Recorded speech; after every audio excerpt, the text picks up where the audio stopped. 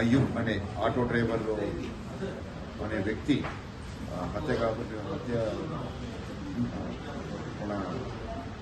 హత్యకి గురయ్యాడని మాకు ఇన్ఫర్మేషన్ వచ్చింది.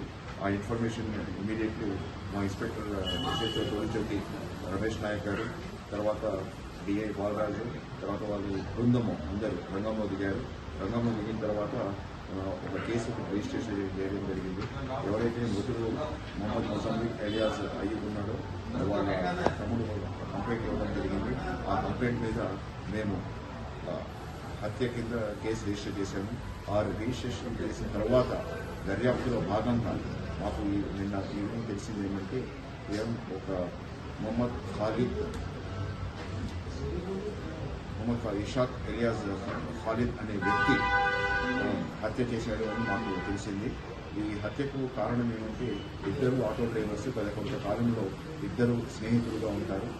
నిన్న చిన్న సెల్ ఫోన్ విషయంలో ఇద్దరు గొడవపడి నైలాన్ ఘాట్తో ఆయనకి గొంతులో బిగించి హత్య చేస్తాడు. నిన్న ఈరోజు మార్నింగ్ వాళ్ళ దర్యాప్తులో భాగంగా ఖాలిద్ని ఓయో హోటల్ హకీంపేట్ దగ్గర ఆధీనంలో తీసుకోవడం జరిగింది. కన్ఫెషన్ చేసిన తర్వాత ఆయన ఈ నేరాన్ని ఒప్పుకున్నాడు. ఆయన దగ్గర నుంచి ఒక సెల్ ఫోన్, తర్వాత ఆటో రిక్షా స్వాధీనపరచడం జరిగింది.